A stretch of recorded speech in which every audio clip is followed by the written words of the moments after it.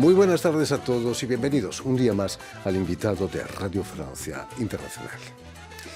El fotógrafo colombiano Iván Segura Lara acaba de editar con la editorial francesa Ediciones AEL su libro Iglesias de París, Arqueología de lo Divino del Paisaje Urbano, en el que nos presenta su archivo monumental, 300 fotografías de 116 parroquias de París, realizadas con la paciencia y la precisión de un entomólogo.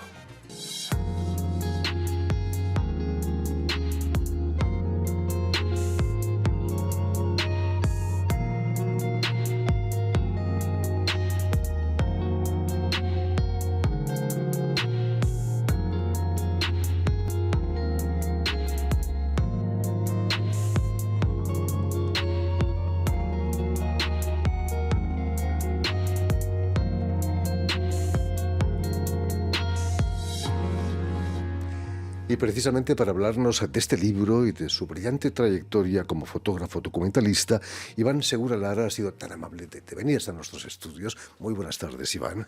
Muy buenas tardes, Jordi. Muchas gracias por tu invitación. No, es realmente un placer tenerte de nuevo con nosotros. Estuviste hace muchos años Encantado. Con nosotros. Sí, en el 2012, cuando lancé el libro Bibliotecas de París. ¿Cómo pasa el tiempo? Permíteme, Iván, que explique que has nacido en Bogotá, donde vas a realizar tus estudios, todos tus estudios, desde el kinder hasta la secundaria, en el liceo francés. Pero me gustaría que nos contases qué hizo que tus padres decidieran darte una educación a la francesa o francesa. Pues no se puede decir que sea genética, ni que sea predestinación, pero mi papá había hecho estudios en un colegio en su provincia, en Boyacá, y su profesor le había presentado las obras de Víctor Hugo, y él siempre admiró a Víctor Hugo, y siempre dijo que sus hijos, de acuerdo con mi mamá también, tenían que tener la mejor educación posible. Y pues Francia los llamaba de una manera pues natural casi. Había también algo ideológico en esa manera de educarte, esa libertad, la patria de los derechos humanos, no sé, quizás algo así. Pues la tradición, ¿no? Que se expandió de tal manera que primero fue por Europa y después la incrustaron en nuestros propios países, y de lo cual nació las guerras de la independencia, ¿no es cierto? Por supuesto. Iván, vas a venir a Francia para doctorarte en estética por la Universidad de París 8. Era la continuidad lógica de tu educación francesa, no venir a Francia para continuar tus estudios.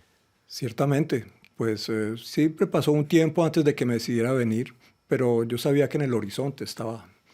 Francia tenía que ser como un llamado, ¿no? Y de hecho así fue. ¿Qué impresiones te quedan de la primera vez que llegas a Francia? Habías oído hablar de París desde tu infancia, ¿no? ¿Te sentiste decepcionado o al revés, se confirmaron tus expectativas? Pues no, fíjate que en lo que estoy escribiendo en el libro, Iglesias de París, pues es un paisaje urbano al cual uno llega como un turista extranjero. Pues digamos que no llegué como turista, yo llegué invitado a enseñar en los colegios de la secundaria y vine para redescubrir, puesto que toda nuestra formación fue literaria. Así hubiéramos tenido profesores franceses y la lengua nos llegara de una manera distinta, a tal punto que siempre se ha dicho que el acento de los estudiantes de un liceo francés es único y se reconoce en todas partes. Entonces tiene su característica, como quien dice, una provincia en Francia. Imagínate.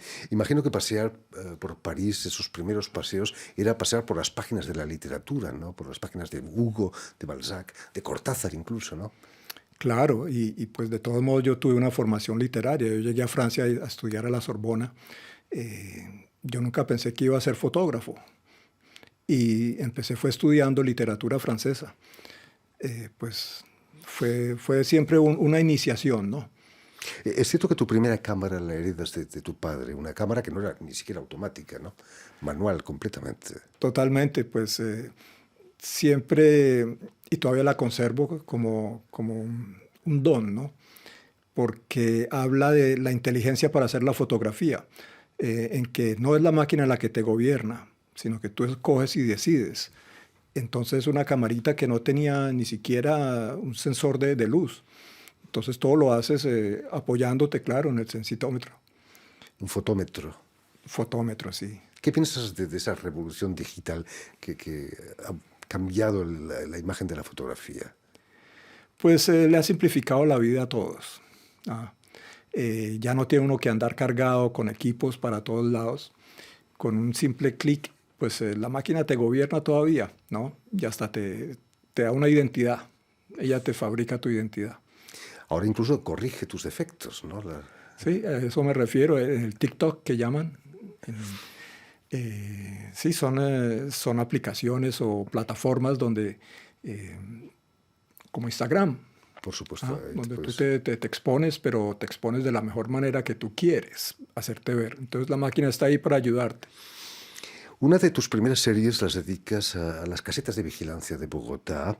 Me contabas que bajo la influencia de Brent y Hilla Brecher, una pareja de fotógrafos alemanes, que se pasaron la vida fotografiando depósitos de agua, incluso instalaciones industriales, ¿no? ¿De qué manera han marcado tu manera de ver la fotografía esa pareja de fotógrafos alemanes? Pues fíjate,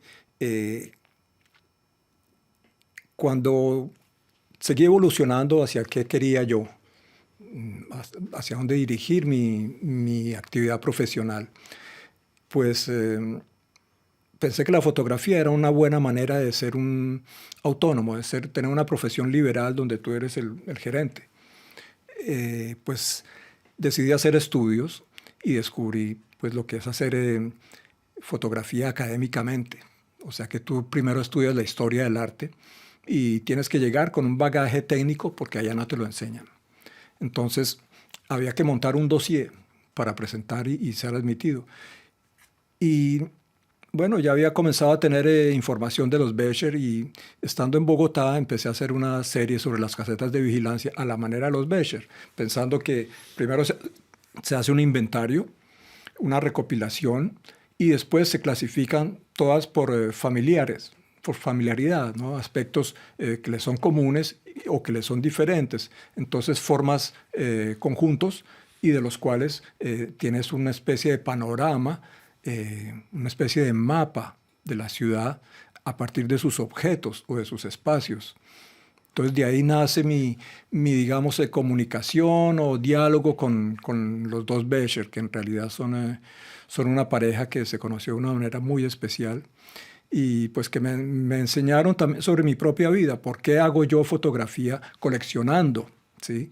Pues Bernd Becher dice que él creció en una zona industrial, hijo de una familia que estaba metida en la industria, y simplemente cuando se decidió hacer las fotografías de esos sitios industriales, estaba en resonancia con su propia infancia. Pues lo mismo me sucede con mi trabajo de hacer colecciones de imágenes y luego formar álbumes, puesto que cuando éramos niños, ¿qué pasaba con la Vuelta a Colombia o qué pasaba con el Mundial de Fútbol? Pues que había casas de edición que te sacaban álbumes para llenar con figurinas y entonces tú las coleccionabas, las comprabas, claro, y entonces las ibas llenando en casillas, entonces formabas pues que el 11 de Colombia, que el 11 de Argentina y así. Entonces, eres un gran coleccionista, finalmente. Pues sí, finalmente. Y una de tus primeras series también no son depósitos de agua, son esas famosas fuentes parisinas, las fuentes Wallace, son verdes, bueno, algunas son verdes con esas figuritas alrededor del chorrito de agua, ¿no? Fue aquí en París, naturalmente, donde sale la idea de esa serie. Claro, y no por nada la serie se llama... en francés, le déclin de la typologie. Pues los Becher trabajan sobre tipologías, pero bueno, la cuestión era dialogar con los Becher y tratar de no hacer Becher, ¿no? Sino tener un discurso personal. Diferente. Entonces, como las fuentes Wallace son todas un molde industrial, entonces no hay tipología alguna que formar. Entonces simplemente la llamé la declinaison, ¿no? O sea, como quien hace en español, declinar. Sí, sí, por supuesto. Quizás algunos son diferentes, tienen diferentes colores, ¿no? Pero eso es reciente, eso de ponerle colores rosados les dio ahora, últimamente. Sí, sí. para cambiar. Pues, cuando yo las descubrí eran todas verdes. Tus estudios de fotografía aquí son más estéticos que técnicos, ¿no? Quizás, o no, también la técnica es importante. Pues si no tienes el manejo de la técnica, pues te toca otras alternativas, pero es mejor. Fíjate, uno de los alumnos de los Becher, Andreas Gursky, hijo de fotógrafo, si él no hubiera tenido esa influencia paterna, sus fotografías no tendrían esa calidad, ¿no? Como nos decías hace unos años, nos presentabas un libro sobre las bibliotecas de París. Imagino que ya como estudiante pasabas muchas horas encerrado en una biblioteca, ¿no? Ahí nació la idea de esa serie, de tus horas de Sí, estudio. claro, es que tú llegas extranjero a París y no tienes amigos. Entonces tus amigos se vuelven las bibliotecas, los libros en las bibliotecas, y pues pasas la mayor parte del tiempo descubriendo y redescubriendo. Fíjate que nosotros de niños recibimos el mayor regalo que nos hubieran podido hacer de mi padre y de mi madre. Se llamaba El Tesoro de la Juventud, es una enciclopedia de 20 volúmenes. Y pues la curiosidad nos llegó desde nuestra infancia. Entonces el libro y el conocimiento pues viene desde la familia, ¿no? Curiosamente, los niños ahora tienen muchas más posibilidades, tienen acceso a todo casi gracias a Internet, pero se consulta mucho menos, ¿no? Pues es que es la diferencia, ¿no? El objeto te crea una relación, es como la escritura. Si la mano no está guiando, no hay una conexión aquí. En cambio, si es solo el dedito, pues se han perdido muchas cosas, ¿no? Es necesario tener el sentimiento de que se construye con las manos. Hablando desde el punto de vista técnico, ese libro sobre las bibliotecas, plantabas un objetivo fijo, con trípode. ¿Cómo realizabas las fotografías? Sí, con, digamos que llamémoslo protocolo científico, ¿no? O sea que tú tienes que fijar unos parámetros que después tú dirías se hizo objetivamente para que cualquier otro pueda comparar si lo desea realizar a su vez. Entonces, respetando los protocolos, sencillamente se hace una colección, digamos, científicamente, que permite construir documentos, porque de eso se trata, ¿no? Constituir un archivo en el cual todas las imágenes tienen su mismo valor estético, ¿sí? Y su individualidad, pues, es el medio ambiente el que la entrega. Por ejemplo, el cambio de luz. Si hay luz ambiente, que si hay es luz solar, entonces esas conjunciones crean atmósferas que son lo que dan cierta calidez o cierta frialdad. ¿Tuviste fácil acceso a las bibliotecas para realizar tu trabajo? Porque tienen algo de religioso en las bibliotecas. El silencio, la luz tamizada, son templos del saber, ¿no? Templos del saber, como los llaman todos, ¿no? Cuando uno visita la biblioteca de la antigua Biblioteca Nacional de Francia, la Sala Labrouste, pues Labrouste lo que hizo fue un templo. Él pensaba que el libro necesitaba un templo. Biblioteca que ha salido en muchas películas, ¿no? Es tan fotogénica, por cierto, esa biblioteca, ¿no? Volviendo al libro que acabas de publicar sobre las iglesias de París, después de los templos del saber, los templos a secas, ¿no? Era natural pasar del uno al otro. Sí. Ahí sí, ¿tuviste más problemas para entrar en esos templos o no? El mismo que para las bibliotecas, tú tienes que seguir protocolos administrativos, ¿no? Tú no entras como Pedro por tu casa, como dice uno en Colombia, sino que tú golpeas a la puerta y dices, bueno, aquí estoy yo y quiero hacer algo por ustedes, ustedes hacen algo por mí, entonces dando y recibiendo, ¿no? Entonces yo manejo la imagen de esas instituciones y ellos a cambio pues me lo permiten. El acceso, por supuesto. ¿Es cierto que eres el primero en realizar un catálogo tan exhaustivo de las parroquias de París? No, nadie más lo ha hecho. En la manera protocolaria que la desarrollé, es la primera vez que se hace. Hasta donde yo sé. Seguramente uno se pone a husmear archivos y va a encontrar, ¿no? Pero de esa manera sistemática, no.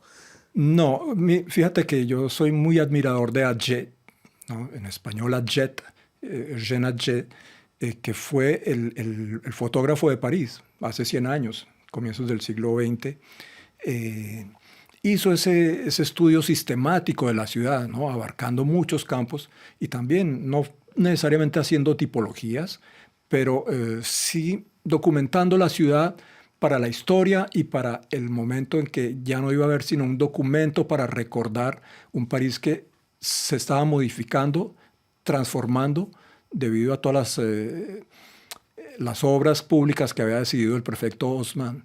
Entonces, Adjet lo que hace es documentar para la historia. Como los Béchart no incluyes figuras humanas, tus bibliotecas, tus iglesias están completamente vacías. Es una manera científica de analizar la arquitectura, por ejemplo. Una figura molestaría la vista de Sí, la iglesia. fíjate que a los arquitectos no les gusta que yo muestre mis fotos, por ejemplo, y estaba horrorizado, que ¿por qué no hay personas? Sí, pues que no, si eso está hecho es para las personas, ¿no? Entonces hay que representar la figura humana. Y pues digamos que en la tendencia que yo practico, representar la figura humana es volver anecdótico, ¿sí? Porque todo el mundo se focaliza y entonces la perspectiva se desaparece. En cambio, presentando un documento puramente arquitectónico, se comprende el propósito del arquitecto y su función. Por supuesto. Hablando de templos, tus fotografías las has expuesto en otro templo, el MoMA de Nueva York, por ejemplo, en el Museo Carnavalet aquí en París. Son templos del arte también, ¿eh? ¿Cómo se siente uno exponiendo, viendo su fotografía colgada en el MoMA? Pues honrado, imagino, ¿no? gran orgullo, por supuesto, sobre todo que fue de una manera muy inesperada. El Museo Carnavalet, que decidió hacer la adquisición de mi colección completa, pues también me hizo una exposición en el 2004 y esos fondos son permanentes.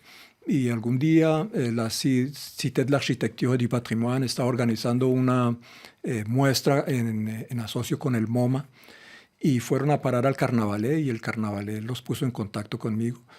Y pues con gran orgullo y con gran satisfacción pues participé y di las fotos que eran necesarias para hacer una gran colectiva sobre la Proust, el arquitecto. En la actualidad vives entre París, Bogotá y la ciudad china de Wuhan. Imagino que no vas últimamente demasiado por ahí, ¿no? Por Wuhan, vistas las circunstancias. Me cogió el encierro en París. Menos mal, bueno, menos mal, no sé si... No, allá en Wuhan estaba todo bien, o sea... Uno se pone a mirar retrospectivamente. La gente que se quedó ahora vive como reyes, fíjate. Qué paradoja, ¿no? Y nosotros no, nosotros seguimos. Y nosotros estamos sufriendo porque no hemos sabido tener un compromiso entre libertad y respeto del otro, ¿no? Quizás los orientales son mucho más respetuosos del prójimo. Es que fíjate lo que son los japoneses. Es muy famoso ese... olvido de sí mismo, ¿no? Los japoneses los pones a jugar la silla musical y no hay ganador, porque todos le ofrecen la silla al otro. Son tan bien educados. En fin, pues ya lo saben, esperemos que la situación mejore también aquí en Europa. El libro de Iván Segura Lara, Iglesias de París, Arqueología de lo Divino en el Paisaje Urbano, ha sido publicado por la editorial francesa Ediciones AEL. Muchísimas gracias, Iván, por haber estado aquí con nosotros. Permíteme también que dé las gracias a Julien Leng y a Stéphane Defossé, quienes se han ocupado hoy de la realización del programa, y también enviar un mensaje, un cariñoso saludo a nuestros telespectadores, porque también los tenemos, que nos siguen en toda América Latina, en Bogotá sin duda también, gracias a una cadena de televisión internacional que se llama UCL, Unión Continental Latinoamérica, que emite desde Montevideo en Uruguay. Y a ustedes, muchísimas gracias por su atención y les damos cita para una nueva edición de El Invitado de Radio Francia Internacional.